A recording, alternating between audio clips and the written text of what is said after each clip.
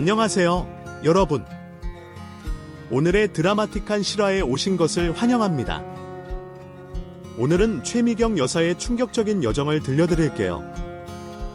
그녀는 며느리 이소영의 순진한 얼굴 뒤에 숨겨진 끔찍한 비밀을 발견하게 됩니다.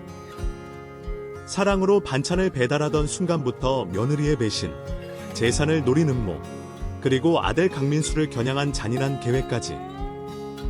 헌신적인 경비원의 도움으로 펼쳐지는 긴장감 넘치는 대결과 놀라운 반전의 결말을 만나보세요. 이소영과 김옥자의 완벽한 가면 뒤에 숨은 진실, 그리고 신뢰와 진실에 대한 값비싼 교훈을 함께 탐험해보세요. 끝까지 놓치지 마세요. 어떤 결말이 기다리고 있을지 확인해보세요.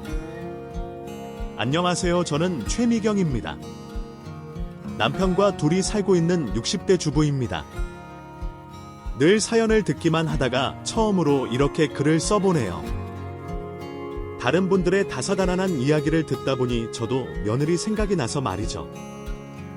벌써 5년도 더 지난 일이지만 며느리한테 당했던 걸 생각하면 아직도 분통이 터져요. 심지어 그 순진해 보이는 얼굴 뒤에 저희 가족을 파멸로 몰아넣은 어마어마한 비밀까지 숨기고 있었죠.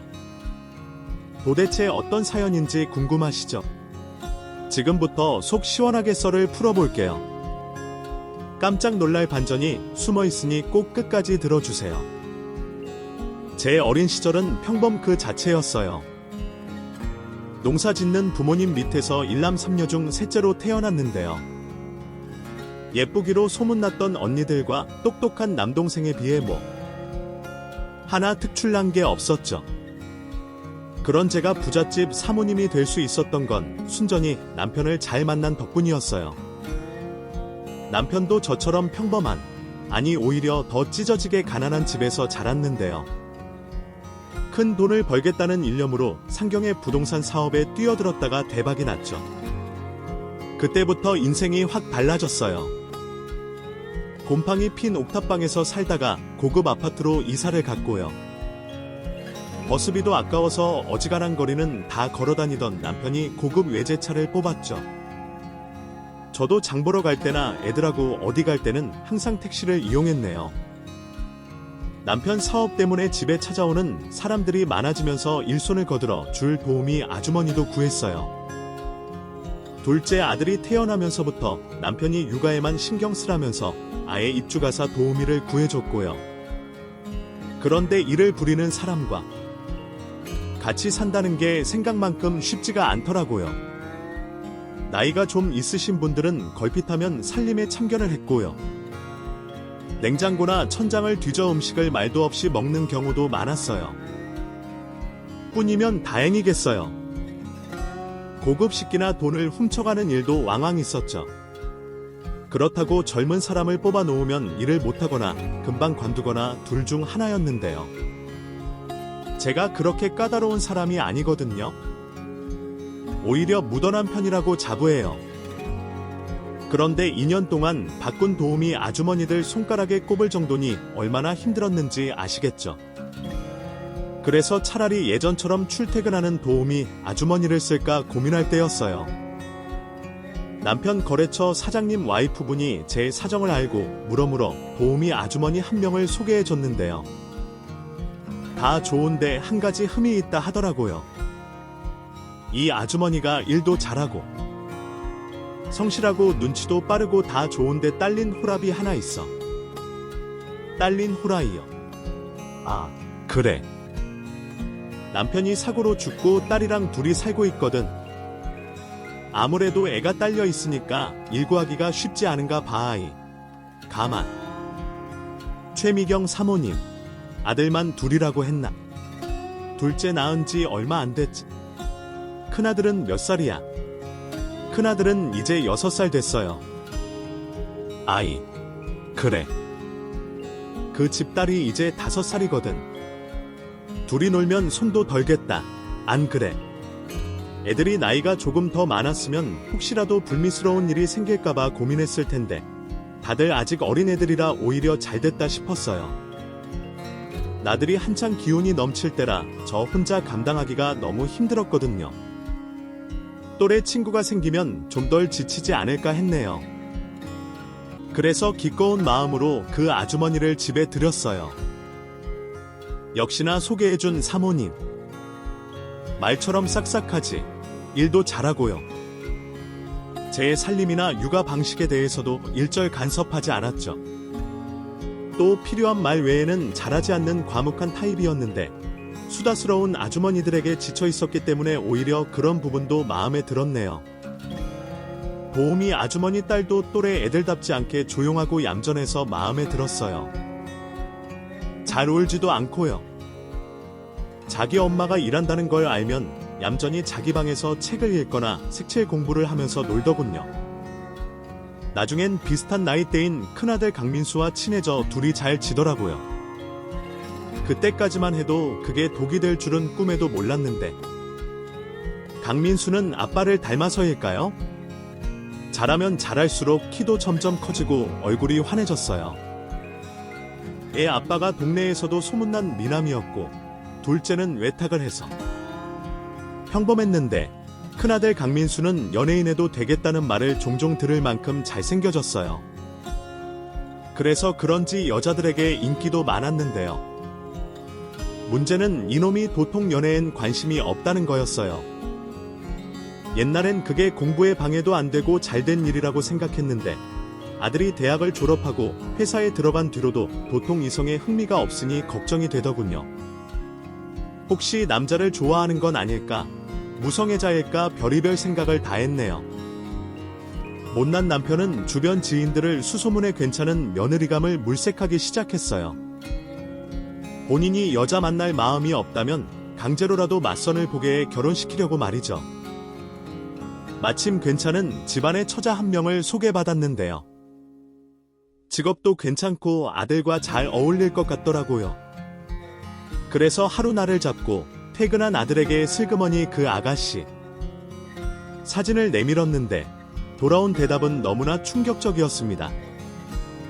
엄마 그리고 아버지, 저 사실은 만나는 사람 있어요. 그 말에 놀란 것도 잠시 기쁜 마음이 들었어요. 그래, 만나는 사람이 있어. 근데 왜 말을 안 했어? 엄마는 내가 도통 여자애는 관심이 없는 줄 알고 걱정했잖아. 만난 지 얼마나 된? 아가씨야. 사귄 지 이제 3개월 정도 됐고요. 엄마도 아는 사람이에요. 뭐, 아는 사람이라니. 잠시만요. 이제 나와도 돼, 소영아. 아들의 입에서 나온 이름에 입이 떡 벌어졌어요. 소영이란 이름을 가진 여자는 제가 아는 여자 중에 딱 한 명, 바로 입주 도우미 김옥자 아주머니의 딸 이소영이었으니까요. 다를까, 주방 쪽에 숨어있던 그 애가 슬그머니 거실로 나오더군요. 그리고는 제 아들 옆에 조심스럽게 서더라고요. 그 모습을 보고 있자니 억장이 무너지더군요. 지금 이게 대체 무슨... 그러니까 네가 만난다는 아가씨가 소영이란 말이야. 네, 진작 말씀드리려고 했는데 죄송해요. 아니, 어떻게 만날 여자가 없어서 이런... 네, 그 애가 단순히 입주 도우미의 딸이라서 그런 게 아니었어요. 이소영이는 중학교에 들어가면서부터 질 나쁜 애들하고 어울려 다니면서 물이 들어 버렸고요. 그 뒤로 고등학교도 중퇴하고 밖으로 돌기만 해서 도우미 아주머니 김옥자 속을 아주 까맣게 태웠었는데 요즘은 식당에서 아르바이트도 하고 검정고시 준비도 한다고 들었지만 아무리 그래도 4년제 대학을 나와 대기업에 다니는 저희 아들과 될 건 아니었죠. 설마 결혼까지 생각하고 있는 건 아니지? 난 인정 못한다. 내가 너 얼마나 애지중지 키웠는데 고작 이런 애랑 결혼시키려고 그런 줄 알아? 엄마, 소영이 앞에서 말 좀 조심해. 주세요. 아들의 차가운 대답에 그제야 소영이의 얼굴이 눈에 들어왔어요. 술 취한 사람처럼 하얗게 질려 입술을 꽉 깨물고 있더군요. 제 말이 어지간히 모욕적이었다 봐요. 아차 싶더군요. 아무리 그래도 사람 면전에 대고 너무 심한 말을 한 것 같더라고요. 미안하구나. 난 그냥 너무 놀라서. 두 분이 어릴 때 제게 뭐라고 하셨어요? 직업엔 귀천이 없다고 하셨죠. 어떤 일이든 죄 이상 자기 밥벌이를 하는 사람은 숭고한 거라고요. 그리고 또 물질적인 걸로 사람을 가려 사귀지 말란 말씀도 하셨죠. 근데 지금 엄마가 소영이를 반대한다면 그건 너무 모순되는 행동인 거 아닌가요? 아들의 말은 틀린 게 없었어요. 그래서 입을 꼭 다물고 있자 그때까지 잠자코 있던 남편이 나서더군요. 그래서 소영이랑 진짜 결혼이라도 하겠다는 거냐? 이제 우리 만난 지 3개월 됐다면서. 그게 실은 소영이 뱃속에 아이가 있어요. 이제 2주 됐고요. 그 청천벽력 같은 말에 저희 부부는 입을 떡 벌렸어요. 잘난 척 대거리를 할 땐 언제고 혼전 임신이라니 너무 기가 막히더군요. 너 지금 그걸 말이라고 해. 누가 사내 새끼 아니랄까봐 여자를 잘못 놀려서 처녀를 임신시켜놓고 엄마한테 뭐 모순되는 행동. 자식이 진짜. 그대로 아들에게 달려가 마구잡이로 등이며 얼굴을 때렸어요. 어릴 때 체벌하느라 회초리를 들었던 이후로 처음이었죠. 그러자 옆에 있던 소영이가 그런 아들을 감싸더군요. 사모님, 제발 오빠는 때리지 마세요. 오빠는 잘못한 거 없어요. 제가 먼저 좋아한 거라고요. 저를 때리세요. 네, 넌 저리 비켜. 감히 여기가 어느 안전이라고 끼어들어. 배가. 오빠, 나 배가 너무 아파. 그때였어요. 소영이는 제가 민 적도 없는데 혼자 바닥으로 나동그러지는 배를 감싸며 뒹굴기 시작했어요. 놀란 아들과 남편이 그런 소영이를 부축했어요. 배가 어떻게 아픈데? 몰라. 배가 찢어질 것 같아. 어떡해. 나 너무 무서워. 기다려. 지금 구급차 부릴 테니까. 아무 일 없을 거야. 걱정하지 마. 아들은 핸드폰을 꺼내 119를 불렀어요. 곧 구급차가 출동해 소영이와 아들을 데려갔고 그렇게 그날의 난장판은 어찌저찌 마무리가 됐죠. 다행히 소영이는 큰 문제 없이 집으로 돌아왔고 그 뒤로 지리한 싸움이 시작됐네요. 아들은 소영이와 결혼시켜 달라고 졸랐고 저와 남편은 결코 허락할 수 없다고 버텼죠. 입주 도우미 김옥자 아주머니도 이미 알고 있더군요. 자기 딸이 제 아들과 눈이 맞았다는 걸 말이죠. 그런데 아주머니는 뻔뻔하게도 저희 부부를 탓하더라고요. 사장님도 사모님도 그러시는 거 아니에요. 진짜 제가 우리 소영이를 얼마나 귀하게 키웠는데 사모님 네처럼 모든 최고급으로 다 해준 건 아니지만 그래도 없는 살림에도 최선을 다해서 키웠어요. 그런 남의 집 귀한 딸내미를 임신시켜놓고 결혼은 안 된다요. 세상에 이런 법이 어디 있나요? 제가 입주 도우미나 한다고 지금 무시하는 거죠. 여사님을 무시하는 게 아니라 여사님이 몰라서 그러나 본데 결혼은 집안끼리 하는 거예요. 어느 정도 서로 격이 맞아야 큰 탈이 없다고요. 지금은 아무 문제 없어 보여도 막상 결혼시켜 놓으면 분명히 문제가 생긴다니까. 그럼 우리 소영이 뱃속의 애는 어떻게 하고요? 삶아 치우라는 건가요? 아유, 그거. 그러니까 남편도 저도 이미 생긴 생명을 지우라고 할 만큼 질진 못했어요. 그니까 애초 싸움이었던 거죠. 결국 얼마 못 가 저희 부부는 아들의 결혼을 허락했고 배가 더 불러오기 전에 서둘러 식을 올렸답니다. 갖고 있던 건물 하나를 팔아 아들 회사 근처에 신혼집을 마련해줬어요. 학대를 고민해 보기도 했지만 아무래도 며느리가 불편해할 것 같아서 말이죠. 도우미 아주머니, 아니 김옥자 사부인 근처에 작은 빌라 하나를 얻어줬네요. 사돈관계가 됐는데 더는 아랫사람으로 부릴 수 없는 노른이었고 반면 며느리는 아무것도 해온 게 없었어요.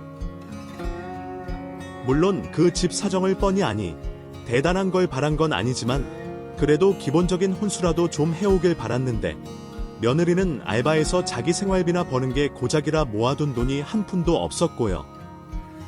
김옥자 사부인도 모임에서 사기를 당하는 바람에 빈털터리가 됐다 하더군요. 속상했지만 좋은 게 좋은 거라고 그냥 넘겼어요. 본이야 어차피 우리가 많으니까 아들 내외 둘이 그냥 예쁘게 잘 살면 그걸로 된 거라고 생각했죠. 아무래도 전에 관계가 있으니까 며느리가 시댁이 얼마나 불편하겠어요. 그래서 일부러 더 연락도 잘 안 하고 집들이 때 딱 한 번 빼고는 찾아가지도 않았어요. 그런데 며느리가 임신한 지 석 달쯤 됐을까요? 김옥자 사부인이 빙판길에 미끄러지면서 다리가 부러져 한동안 병원 신세를 지게 됐어요. 그러자 아들이 죽는 소리를 하더군요. 지금 소영이가 입덧이 한창 심할 때거든요. 그나마 장모님이 와서 수발 들어주고 음식 해주고 가셔서 버틸 수 있었는데 요즘은 물도 잘 못 넘기고 계속 토하네요. 며칠 전엔 병원 가서 수액까지 맞고 왔다니까요. 이러다 큰일 나는 거 아닐까 걱정돼 죽겠어요. 며느리 상태를 전해 들으니 저도 너무 걱정이 되더라고요. 그래서 며느리한테 전화해서 김옥자 사부인 입원했다는 소식 들었다고 뭐 먹고 싶은 게 있으면 저한테 말하라고 했죠. 제가 다 해주겠다고. 처음엔 꺼려하던 며느리도 힘들긴 힘들었는지 바로 먹고 싶은 걸 줄줄 말하더군요. 그래, 물김치랑 또 잡채. 아이, 눈치 보지 말고 다 말하렴. 내가 김옥자 사부인만큼 음식 솜씨가 좋지 못해도 그동안 쭉 사부인 음식을 먹고 살았잖아. 그럴듯하게 흉내는 낼 수 있을 거야. 감사해요, 어머님. 염치 없지만 요즘 물 한 모금 넘기기가 힘들어서 정말 죽을 것 같거든요. 제가 아니라 뱃속에 손주가 먹는다 생각해주세요. 아유, 그래. 미안해 말거라. 그 길로 바로 장을 봐서 며느리가 먹고 싶다는 음식을 손수 정성껏 만들었어요. 다행히 그동안 밥을 헐먹었던 건 아닌지 나름 김옥자 사부인 손맛과 비슷하게 흉내를 낼 수 있었죠. 가져다 주니 며느리도 잘 먹더라고요. 정말 저희 엄마가 한 음식하고 똑같아요. 너무 맛있어요. 아유, 그래. 다행이구나. 꼭꼭 씹어 먹거라. 먹고 싶은 게 있으면 또 얘기하고. 그 뒤로 며느리는 먹고 싶은 게 생기면 아들 통해서 제게 말을 전했어요.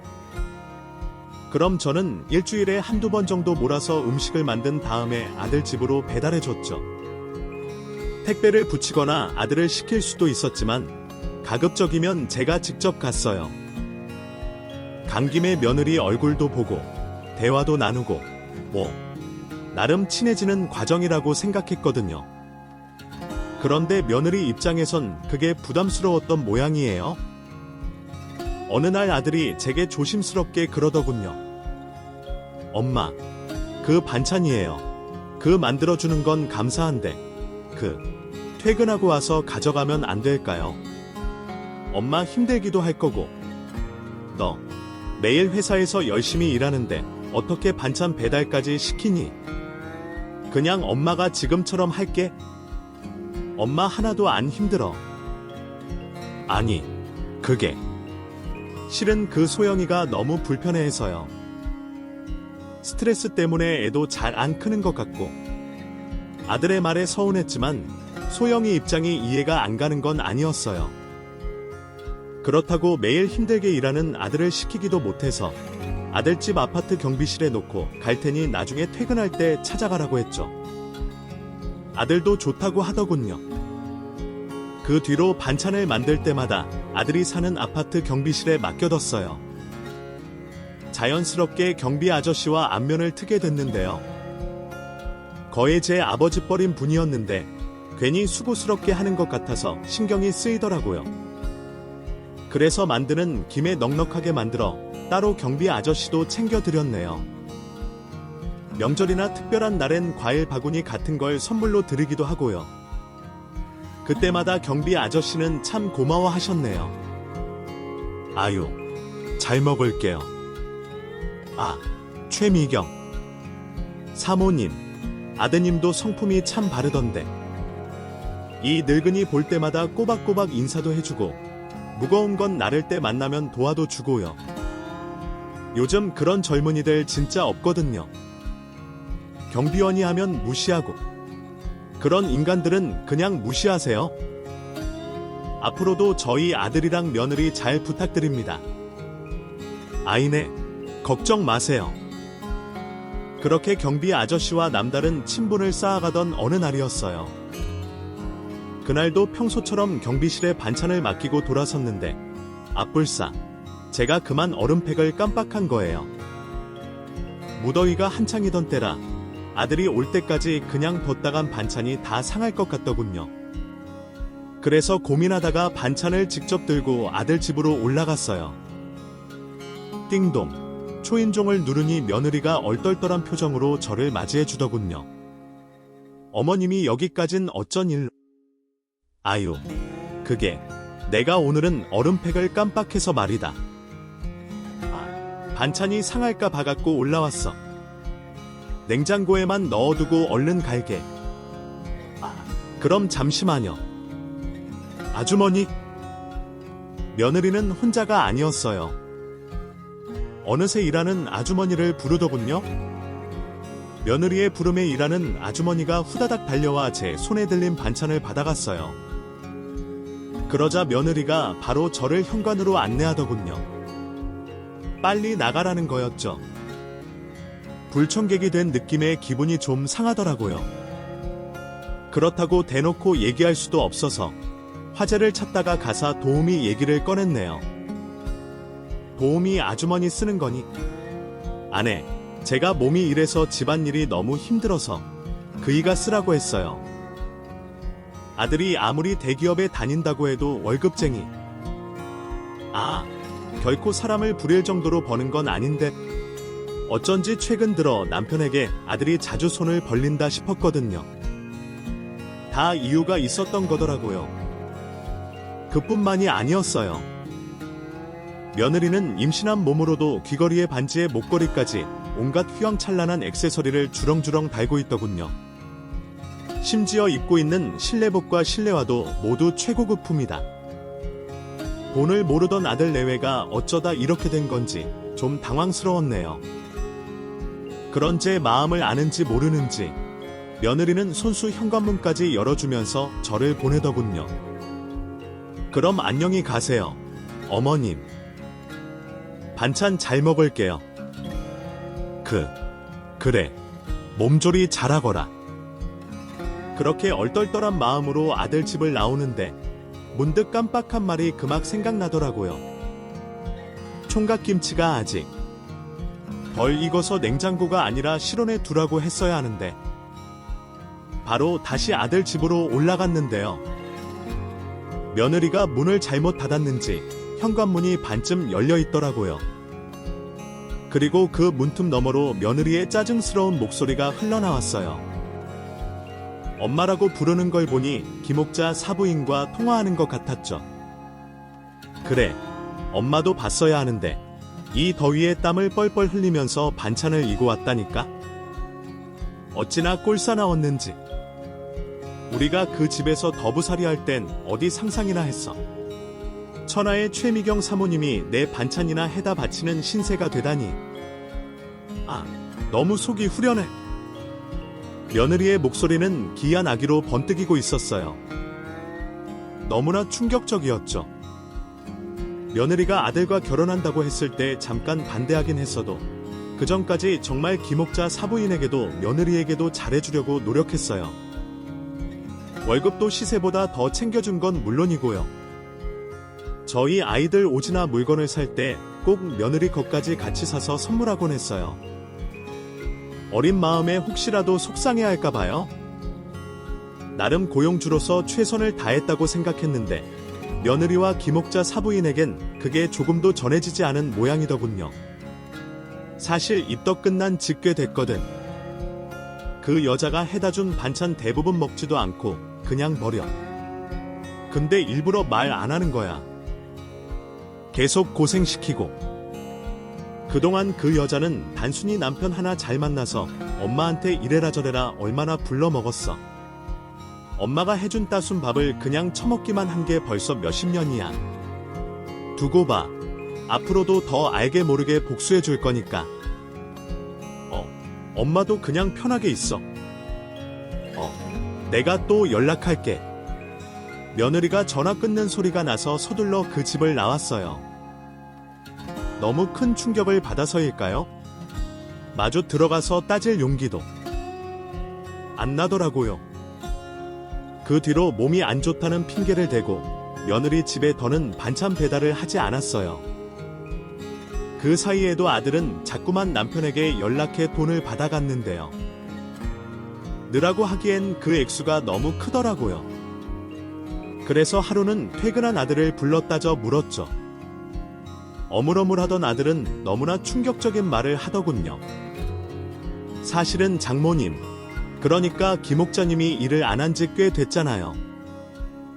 노후 준비는커녕 당장 생활비도 없으셔서 제가 따로 좀 보태드리고 있어요.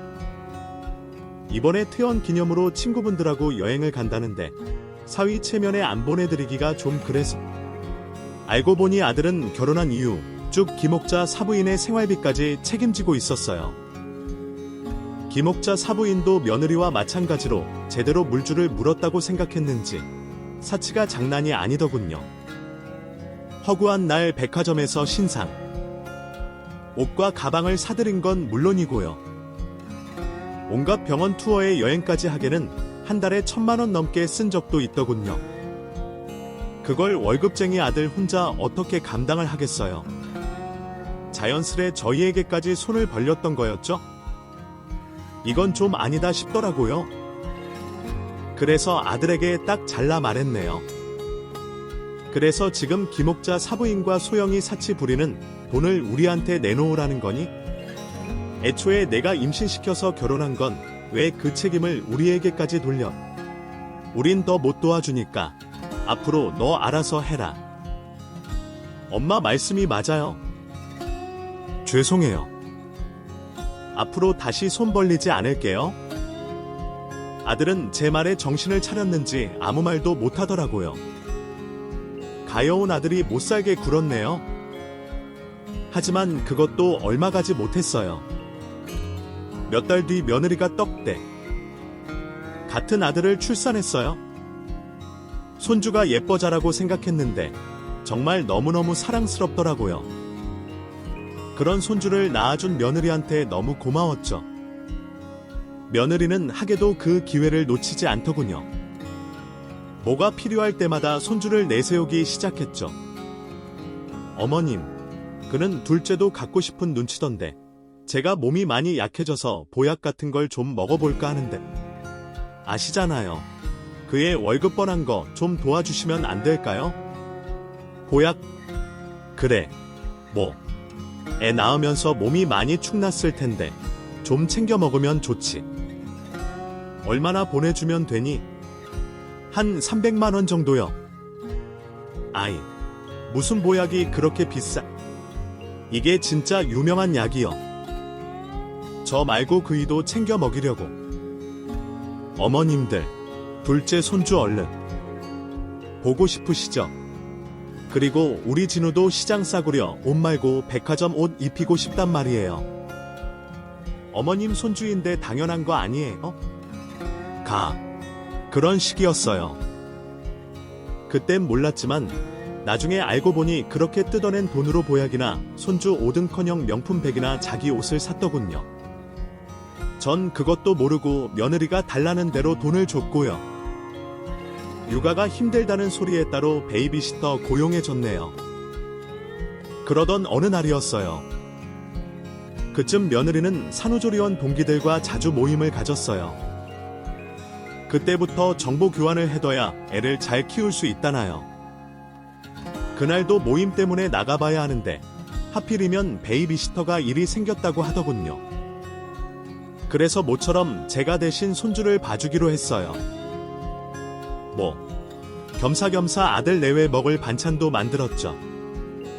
옛날 생각이 나서 다른 건?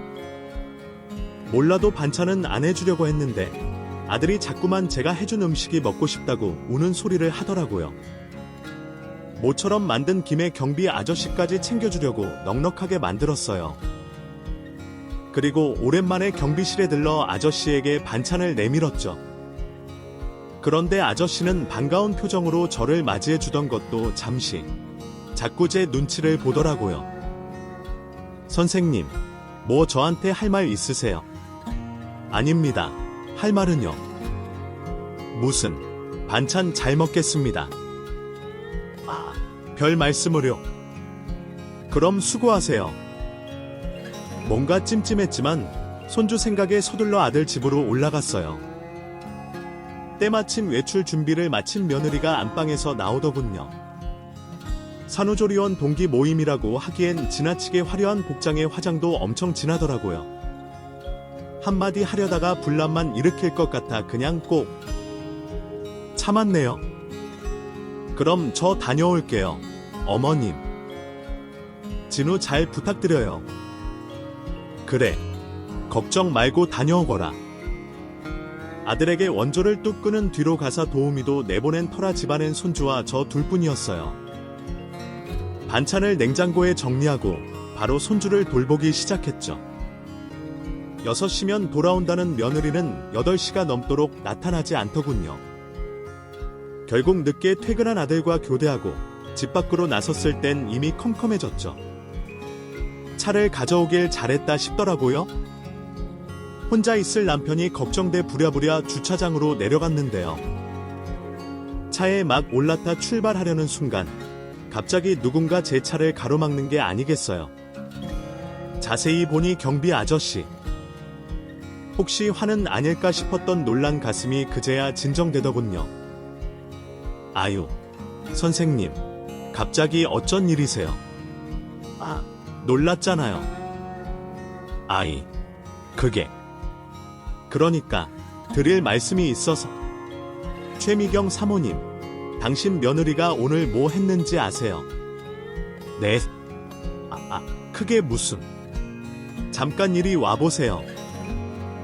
경비 아저씨는 수수께끼 같은 말을 던지고 앞장서기 시작했어요. 얼떨떨하게 운전석에 앉아있던 저는 경비 아저씨의 부름에 그제야 정신을 차리고 차에서 내렸죠. 경비 아저씨가 저를 데려간 곳은 경비실 안에 있는 CCTV실이었어요. 보세요.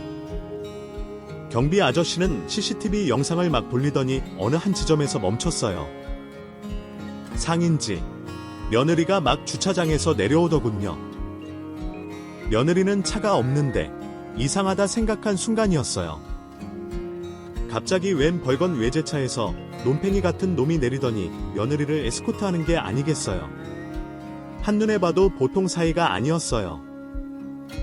그놈은 며느리의 허리를 바짝 끌어안고 끈적한 스킨십을 해댔고 며느리도 익숙하다는 듯이 그 스킨십을 받아줬죠. 잠시 후 둘은 외제차를 타고 그대로 떠나버렸네요. 저는 그 경악할 광경에 입을 틀어막았어요. 이게 대체 무슨... 우리 며느리가 분명 오늘 산후조리원 동기들과 모임이 있다고. 새빨간 거짓말이에요. 거의 일주일에 한 번은 이 남자를 만나고 있다고요.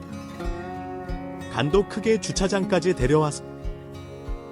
남의 집 가정 사니까 그냥 모른 척 넘어가려다 최미경 사모님 생각이 나서. 아니, 저한테 참 잘해주셨잖아요. 짐승도 은혜를 입으면 갚는다는데 가만히 있을 수가 있어야죠. 세상에, 어떻게 이런 일이. 제가 얘기했다는 건 알리지 말아주세요. 부탁드립니다. 아내, 그건 걱정 마세요. 그대로 집으로 돌아가 아들에게 일을 알리고 저는 마음을 고쳐 먹었어요. 아들이 며느리한테 단단히 홀려있는 만큼 더 결정적인 증거가 필요할 것 같더군요. 나중에 며느리한테 따져 물을 때도 CCTV 영상을 쓰면 경비 아저씨가 알려줬다는 게 노출될 위험이 있었죠. 선생님, 그 남자 자주 온다고 했죠. 네. 요즘은 못해도 일주일에 두세 번은 옵니다. 그럼 다음에 또 오면 제게 좀 알려주실 수 있을까요? 경비 아저씨에게 제 계획을 설명하고 부탁드렸어요. 다행히 도와주겠다고 하시더군요. 기다림의 시간은 길지 않았어요. 며칠 뒤에 경비 아저씨에게 그놈이 왔다는 연락을 받았어요. 심지어 집 안으로 데리고 들어갔다고 하더군요. 바로 아들에게 연락해 집으로 오라고 했어요. 영문을 몰라 하던 아들에게 마침내 며느리의 불륜 사실을 알렸죠. 역시나 아들은 믿으려고 하지 않더군요. 엄마가 뭔가 잘못 안 거겠죠? 소영이 걔가 그럴 리가 아니에요. 저밖에 모른다고요? 그러니까 일단 한번 와서 내 눈으로 직접 확인해 보라고. 아니라면 엄마가 사과할 테니까. 제 설득에 아들은 결국 회사에 반차를 내고 집까지 왔어요. 아들과 함께 바로 집으로 올라갔죠. 아들은 떨리는 손으로 현관 비밀번호를 눌렀어요. 그리고 최대한 조용히 문을 열고 안으로 들어갔죠. 아니나 다를까 현관에는 처음 보는 커다란 운동화가 놓여 있더군요. 충격에 빠진 것도 잠시. 안방 쪽에서 까르르 웃는 며느리의 목소리가 넘어왔어요. 낮은 남자의 목소리도 함께였죠. 그 순간 아들과 제 시선이 동시에 맞부딪혔어요. 약속이나 한 것처럼 까치발로 살금살금 안방을 향해 다가갔어요. 다행히 안방은 굳게 잠겨있지 않고 살짝 열려 있었는데요. 살그머니 문틈에 눈을 가져다 대자 너무나 충격적인 광경이 펼쳐졌습니다. 글쎄, 며느리가 덩치. 커다란 남자와 찰싹부터 진득한 스킨십을 나누고 있는 게 아니겠어요? CCTV에서 본 바로 그 남자였죠. 경비 아저씨에게 얘기를 들었을 때부터 어느 정도 예상하고 있던 일이었지만 막상 두 눈으로 보게 되자 온몸이 석고상처럼 굳어버렸어요. 그건 아들도 마찬가지였는지 한동안 아무 말도 없더군요. 그 사이 두 연놈은 아주 화끈하게 일을 치렀고 그 상간남은 익숙하다는 듯이 아들의 자리에 누워 담배를 피더군요.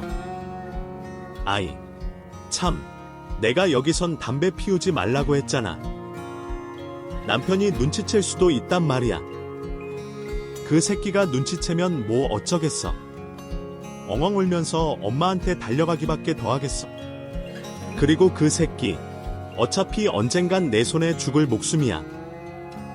조금만 수틀리면 끽 없애버리면 된다고 말했잖아. 아직은 아니라고. 놓친 애들 유산 물려받을 때까지 안 돼. 그래야 그 인간 죽고 나서 전 재산을 우리 진우가 물려받을 거. 아니야. 알지? 알아. 그래서 지금 천하의 강민수가 이렇게 뒤에서 몰래 널 만나고 있는 거 아니야. 여자를 두세 끼고 살아도 모자랄 판에 사내 새끼가 돼서 계집애 첩질 나오고 있다니. 자기도 참. 무슨 말을 그렇게 해? 나한테 자기밖에 없다는 거 알잖아. 처음엔 두 연놈이 무슨 말을 하고 있는 건지 몰랐어요. 하지만 자세히 들어보니 글쎄, 둘이서 언젠가 제 아들을 죽이고 재산을 독차지할 꿈을 꾸고 있더군요. 그걸 깨달은 순간 분노로 온몸이 덜덜 떨렸어요. 바람을 피운 것도 모자라 아들의 목숨까지 노리다니. 저도 모르게 안방으로 뛰어들어 난장을 피우려고 했는데 그걸 눈치챈 아들이 제 어깨를 잡더라고요. 잠깐만요, 엄마. 아직 아니에요. 자세히 보니 어느새 아들은 품에서 핸드폰을 꺼내 두 연놈의 대화를 녹음하고 있었어요. 새삼 아들의 침착함과 현명함에 감탄이 나오더군요. 재판을 할 때 증거만 중요한 게 없으니까요. 저희 모자는 그 뒤로도 한참을 문 뒤에 몸을 숨긴 채 며느리와 상간남의 대화를 녹음했어요. 그리고 같이 붙어먹고 있는 사진도 몇 장 찍었죠. 아파트 CCTV 화면을 증거로 이용할 수도 있었겠지만 그랬다가는 저희를 도와준 경비 아저씨에게 피해가 갈지도 모르니까요. 그렇게 시간이 얼마나 흘렀을까요? 상간남이 이제 가봐야겠다며 옷을 챙기더군요. 제 아들이 문을 벌컥 열고 그 안으로 뛰어들어갔어요. 뒤늦게 저희 모자를 확인한 며느리의 얼굴이 새하얗게 질리더군요. 당신이 이 시간에 집엔 어쩐 일이야? 어머님까지. 엄마가 소영이 내가 좀 이상하다고, 바람 피우는 것 같다고 해서 말이지. 설마 했는데 이렇게 확인시켜줘서 아주 고맙다고 해야 하나. 아들의 냉소에 며느리는 당황한 것도 잠시, 이내 뻔뻔하게 입을 열더군요. 그게 무슨 말이야? 바람이라. 당신이 오해할 만한 상황이라는 건 아는데 이 사람과 나 그런 사이 아니야. 그냥 옛날 친구인데 나 결혼했다는 소식 듣고 집에 한번 놀러 오고 싶다고 했어. 그냥 진짜 친구인데 뭐 아무래도 남자니까 당신이 오해할까봐 굳이 말 안 한 거야. 정말이야.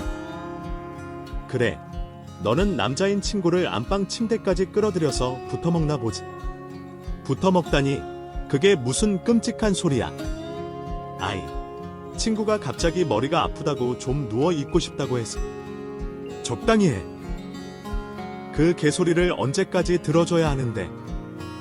이미 내가 저 새끼랑 붙어먹은 사진까지 다 찍어놨으니까 잡아떼지 생각하지 마. 아들의 고함에 며느리도 더는 거짓 핑계를 대지 못하고 입을 다물었어요. 그 사이 잠자코 있던 상간남이 성큼성큼 앞으로 나서더니 근데 이 건방진 새끼가 아까부터 왜 자꾸 소리를 질러대? 애초에 내가 잘했으면 얘가 나랑 바람이 났겠나? 뭐가 어쩌고 어째? 결혼한 여자랑 붙어먹고 그게 지금 할 소리야. 이 쓰레기 같은 새끼. 감히 누구한테 쓰레기를. 에이, CX. 모르겠다. 이씨. 어차피 이렇게 된 거 그냥 지금 죽여버려야겠어. 성질 뻗쳐서 안 되겠네. 그 말과 동시에 상간남이 저희 아들에게 달려들었어요. 저희 아들도 제법 덩치가 있는 편이었지만 한눈에 봐도 거친 인생을 살아온 그 상간남에게 상대가 되지 않았죠. 처음엔 호각새 싸우는가 싶더니 이내 그 상간남이 휘두른 팔의 아들이 뒤로 뻗어버렸고 상간남은 그대로 아들의 위에 올랐다 마구잡이로 주먹을 날리더군요. 이 건방진 새끼. 부모 잘 만나서 호의호식하는 주제에 감히 누구한테 큰 소리야. 그동안 너 죽이고 싶어서 아주 손이 근질근질했다. 잘 걸렸어. 며느리는 그런 상간남을 말리지도 않고 그냥 보고만 있더라고요. 제 아들과 결혼한 건 정말 돈이 목적이었나 싶더군요. 그러자 정신이 번쩍 들었어요. 애미 제가 아들을 구하지 않는다면 누가 제 아들을 구하겠어요. 하지만 아들도 감당 못한 상간남의 힘을 제가 감당할 수 있을 리 없었어요. 황급히 핸드폰을 꺼내 112에 신고하려 하니 갑자기 며느리가 눈에 불을 켜고 달려들더군요. 지금 어디에 전화하시는 거예요? 그 핸드폰 이리 주세요. 저는 그런 며느리를 피해 거실로 도망쳤어요. 하지만 며느리는 끈질기게 저를 쫓아오더군요. 이대로 붙잡히면 끝이었어요. 아들을 죽일 생각까지 하고 있던 연놈들인데 이런 상황에선 정말로 저와 아들을 쥐도 새도 모르게 없애버릴 수도 있는 일이었죠. 그때 갑자기 시야에 베란다가 눈에 들어오면서 기가 막힌 묘수가 생각났어요.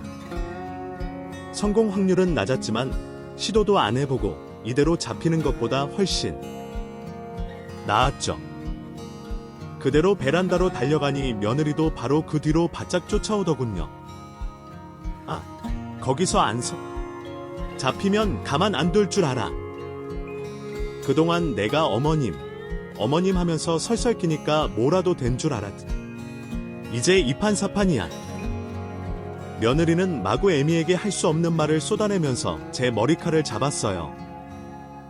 저도 지지 않고 며느리의 머리칼을 잡고 탈탈 흔들었죠. 그렇게 얼마나 몸싸움을 했을까요? 조금씩 몸을 베란다 문 쪽으로 틀었어요. 그리고 며느리 손에 잠깐 힘이 풀린 순간을 놓치지 않고 젖먹던 힘까지 짜내 며느리를 밀어버렸죠. 예상치 못한 기습 공격에 며느리는 그대로 나가 떨어졌고요. 저는 바로 베란다 문을 닫고 잠금 장치를 걸었네요. 이 할망구가 진짜 이 문 안 열어. 열라고. 자기야, 얼른 와. 이 할망구가 경찰을 신고하려고 해. 자기가 베란다에 갇혔다는 걸 깨달은 며느리가 마구고함을 지르며 상간남을 불렀어요. 저는 상간남이 안방에서 달려오기 전에 화장실로 들어가 문을 걸어 잠갔다. 그리고 화장실 안에서 얼른 경찰에 신고부터 했네요. 제발 빨리 와 주세요. 지금 제 아들이 거의 다 죽어가요. 저도 곧 죽게 생겼고요. 빨리요. 빨리 와주세요. 경찰에 횡설수설 뭐라고 했는지도 기억이 안 나요. 그 사이 밖으로 나온 상간남이 화장실 문을 부술 것처럼 쾅쾅 때리더군요. 너무 공포스러웠다. 바람을 피우는 건 알았지만 설마 이렇게 흉한 음모까지 꾸미고 있었을 줄이야. 알았다면 좀 더 만반의 대비를 하고 쳐들어왔을 텐데 말이에요. 그런데 바로 그때였어요. 밖이 소란스러워지는가 싶더니 이내 며느리와 상간남이 마구고함을 지르는 게 아니겠어요. 이건 와. 노라고. 경찰이면 다야. 경찰이 이렇게 선량한 시민을 막대해도 되는 거냐고. 왜 이러세요? 전 잘못한 거 없어요.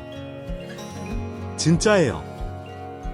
아무래도 경찰이 출동해 며느리와 상간남을 제압하는 것 같더라고요. 신고한 지 5분도 안 된 상황이었기 때문에 오한이 벙벙했습니다. 이분, 문 좀 열어주세요. 경비 아저씨의 목소리를 들으니 심장이 진정되더군요. 저는 꽉 잡고 있던 문 손잡이를 돌려 열었어요. 그러자 경비 아저씨가 걱정스러운 표정으로 저를 바라보고 있더군요.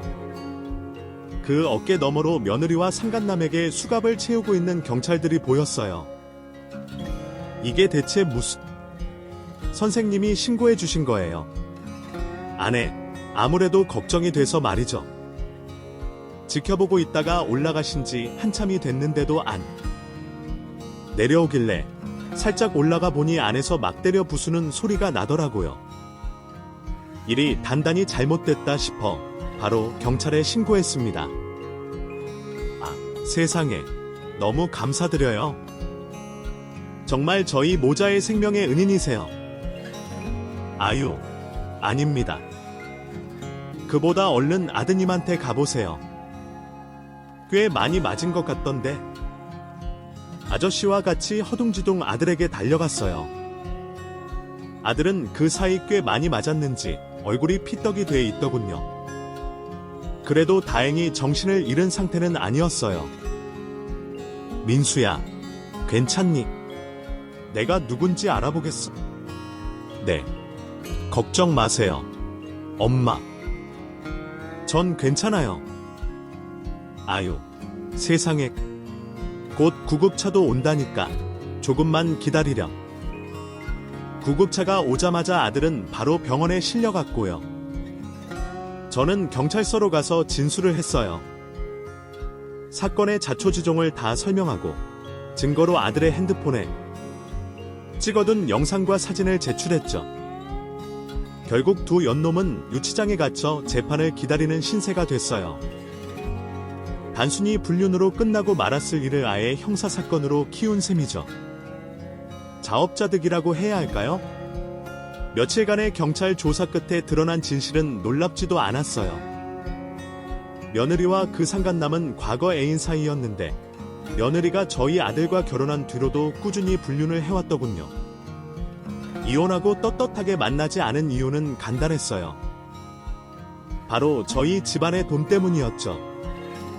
저희 부부가 죽는 걸 기다렸다가 유산을 상속받으면 바로 아들을 죽이고 집안 재산을 전부 가로챌 속셈이었다고요. 아고, 며느리가 감추고 있던 끔찍한 비밀은 거기서 끝이 아니었어요. 며느리의 외도를 알게 되자 어쩔 수 없이 손주도 의심의 눈초리로 보게 되더라고요. 결국 아들을 설득해 친자 검사를 했는데요. 결과는 너무나 충격적이었습니다. 맞아요. 손주는 저희 강씨 가문의 핏줄이 아니었어요. 그 상간남의 씨였죠. 다른 건 몰라도 씨를 속인 건 정말 용서할 수가 없더라고요. 그래서 처음으로 유치장에 갇힌 며느리 얼굴을 때리고 머리끄덩이를 잡았네요. 너 인연. 네가 정신이야. 다른 남자랑 붙어먹은 것도 모자라서 꾸기짓을 해주세요. 저도 정말 몰랐어요. 당연히 그의 아이일 거라고 생각했다고요. 거짓말하지 마. 내가 애를 안 낳아본 것도 아니고 잠자리 가진 시기랑 개월수를 따져보면 다 나오는데 넌 다 알면서도 의도적으로 우리 아들을 선택한 거야. 우리 집 재산이 탐나서. 그건 아니에요. 아시잖아요. 제가 그 일을 얼마나 사랑하는지. 너무 사랑해서. 알고. 쉽지 않아서 진실을 확인하는 게 두려웠어요. 정말이에요. 어디 또 간사하게 눈물로 사람을 홀리려고 들어. 이제 그따위 수작은 안 통해. 두고 봐라. 내가 너 반드시 콩밥 먹이고 말 거니까. 어머님, 용서해주세요. 제발, 제발 한 번만 봐주세요. 저는 매달리는 며느리를 가없이 밀쳤고 아들과 상의 끝에 며느리를 사기죄로 고소했고 혼인 무효 소송도 같이 걸었죠. 애초에 애가 생기지 않았으면 결혼도 안 했을 텐데 그 애가 남의 집시였으니까 너무 괘씸하고 배신감이 느껴졌네요. 재판을 준비하는 사이에도 며느리와 그 애미가 매일같이 찾아와 용서를 빌었어요. 제대로 싸움을 벌이면 승산이 없다는 걸 잘 알고 있었을 테니까요. 김옥자 사부인, 아니 사모님, 제발. 예정을 생각해서라도 저희 못난 딸 한 번만 용서해 주세요. 그 남자랑은 이미 옛적에 헤어졌고요. 애도 그놈한테 줘올 생각이에요. 그러니 제발 우리 딸만은 내치지 말고 받아주세요. 민수가 우리 소영이 얼마나 좋아했어요. 예전 같은 소리 하고 있네? 그동안 우리 집안의 한 짓을 생각해봐. 일도 그만두고 팽팽 놀면서 우리 아들 등골만 쩍쩍 빼먹은 걸 내가 모를 줄 알아. 네가 지금 살고 있는 집도, 며느리, 아니 그년한테 해준 돈이랑 온갖 사치품도 전부 싸그리 다 몰수할 테니까 그리 알아. 내가 그냥 콩밥만 먹이고 넘어갈 줄 알아? 민사도 걸어서 니들이 그동안 해먹은 거 그 이상으로 다 받아낼 거야. 아이고, 사모님, 제발 용서해주세요. 이제 제 몸도 옛날 같지가 않아요. 혈압약에 당뇨약에 온갖 약을 다 달고 사는데 소송까지 걸리면 정말 나가 죽는 길밖에 없어요. 그건 내 알바. 아니지. 난 더 할 말 없으니까 앞으로 이렇게 찾아오지 마. 한 번만 더 이러면 법원에 얘기에 접근 금지 신청 걸어 버릴 거니까. 제 단호한 태도에 모녀들은 어쩔 줄 몰라 했어요. 급기야 애미가 딸 등짝을 퍽퍽 때리면서 울분을 쏟아내더군요. 이제 어쩔 거야? 하나뿐인 딸년이라고 있는 게지. 인생도 모자라서 엄마 인생까지 망쳐놓다니. 도대체 멀쩡한 민수 놔두고 그런 쓰레기 새끼랑 왜 붙어먹어서. 차라리 나가 죽어. 나가 죽으라고. 왜 때려? 엄마도 다 알고 있었잖아. 알긴 뭐하러. 내가 임신했을 때 그이 애 아닌 것 같다고, 전 남친 애 같다고 했었잖아. 근데 엄마 뭐라고 했어?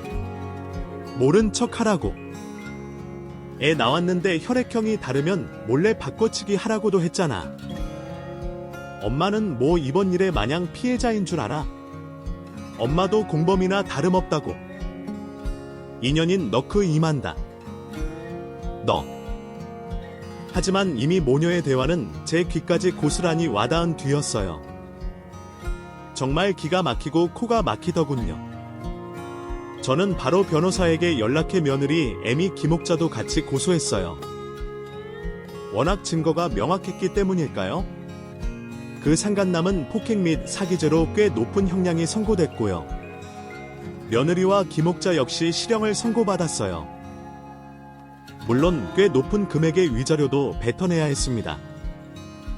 혼인 취소 또한 이루어졌죠. 아예 무효였다면 좋았겠지만 무효는 당사자 간에 아예 결혼 협의가 없었을 때만 가능하다고 하더군요. 그래서 취소보다 무효를 받아내는 게 훨씬 힘든 일이라고요. 그래도 취소된 게 어디냐 싶어 감사한 마음으로 결과를 받아들였어요. 아들도 마찬가지였고요. 또 며느리와 간통한 그 상간남에게도 따로 소송을 걸어 위자료를 두둑하게 뜯어냈습니다. 그놈은 변변한 직업도 없이 여자 등골 빼먹고 사는 쓰레기 같은 놈이었는데 위자료 낼 돈도 없어 그 부모가 유일하게 하나 갖고 있던 집을 팔아 마련해줬다고요. 똑같이 자식 둔 부모 입장에서 죄책감이 든 것도 사실이지만 어쨌든 자식 잘못 키운 죄를 받는 거라 생각하고 그냥 무시하기로 했습니다. 어쨌든 피해자는 제 아들이었으니까. 가해자들이 지은 죄에 비해 너무 가벼운 처벌을 받았다는 생각이 들었어요. 그래서 그 울분과 억울함 때문에 한동안 많이 힘들었는데요. 그런 저를 안쓰럽게 여긴 걸까요? 아니면 인과응보라는 게 정말 있는 걸까요? 그 뒤로 전 며느리와 김옥자, 그리고 상간남의 인생은 완전히 진창으로 처박혔는지 결국 그 상간남과 살림을 합친 모양인데요. 상간남은 여전히 정신을 못 차리고 허구한 날술만 퍼마시고 노름만 하며 허송세월을 보냈나 봐요. 심지어 간경화로 알코올 중독까지 걸려 며느리가 간도 떼주다 하더군요. 술을 끊겠다는 말을 믿고 그렇게 해준 모양인데 개가 똥을 끊지 어떻게 술꾼이 술을 끊겠어요. 결국 상간남은 또 간경화가 재발했고요. 그 일을 계기로 둘이 갈라섰다 하더군요. 그 뒤로 한동안 소식을 모르고 살았는데요. 최근에 공통 지인에게 근황을 전해들었어요. 상간남은 가난으로 몇 년 전 세상을 떠났고요. 며느리는 직업소개소를 전전하면서 힘들게 살고 있다 하더군요. 김옥자는 풍에 걸려 몸져 누워 있다 하대요. 씁쓸한 마음이 드는 것도 사실이지만 이제 남보다 못한 사이가 된 만큼 더는 신경 쓰지 않으려고 합니다. 저희 모자를 도와준 경비 아저씨에게도 톡톡히 살해했어요. 현금은 한 사코 안 받겠다고 하셔서 어떻게 할까 고민하다가 갖고 있던 건물에 가게를 하나 차려드렸죠. 전에 지나가는 말로 음식점을 운영했다는 말을 하신 적이 있거든요. 근데 경기가 어려워지면서 결국 폐업했고 어떻게든 먹고 살기 위해 경비 일을 하게 된 거라고 말이죠. 사실 경비 일이 아무래도 입주민들 갑질 문제도 있고 밤도 새야 하고 연로한 몸으로 쉽게 할 수 있는 일은 아니잖아요.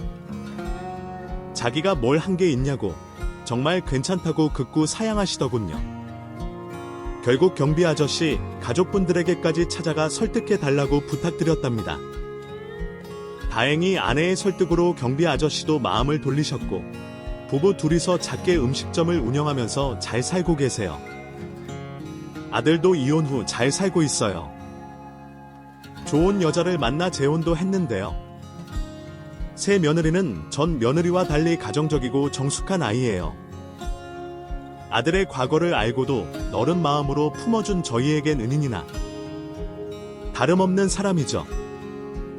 그토록 바라던 손주도 둘이나 안겨줬답니다. 첫째는 아들이고 둘째는 딸인데 나 얼마나 예쁘고 사랑스러운지 몰라요. 맘 같아선 매일 찾아가 손주들을 보고 싶지만 혹시라도 며느리가 불편해할까봐 꾹 참고 있었는데요. 그런 제 마음을 아는지 며느리가 아예 현관 비번까지 알려주면서 언제든 오라고 하더라고요. 며느리가 부인이 일찍 돌아가셔서 저를 엄마 부르며 친딸처럼 잘 따르거나 저도 그런 며느리를 보고 있자면 마음이 애틋해서 친딸처럼 잘 해주려고 많이 노력하고 있답니다. 오늘은 오랜만에 고부 둘이 쇼핑을 가기로 했는데요. 며느리 생일이 얼마 안 남아서 예쁜 코트 한 벌 사주려고요. 워낙 저한테 잘하니까 뭘 요구하지 않아도 저절로 지갑이 열리는 거 있죠. 오늘 이렇게 진화한 과거를 글로 옮기고 나니 새삼 며느리에게 더 잘해줘야겠다는 생각이 드네요. 긴 얘기 들어주셔서 감사합니다. 모두 건강하세요. 감사합니다, 여러분. 감동과 드라마로 가득한 이 이야기를 끝까지 함께 해주셔서요. 여러분의 응원이 저희가 계속해서 매력적인 실화를 전할 수 있는 큰 힘이 됩니다. 이 이야기가 의미 있었다면 좋아요를 누르고 채널 구독과 알림 벨을 눌러 다음 영상을 놓치지 마세요. 친구들과 이 영상을 공유하고 여러분의 감상을 댓글로 남겨주세요. 다음 이야기에서 다시 만나요. 모두 건강하고 행복하세요.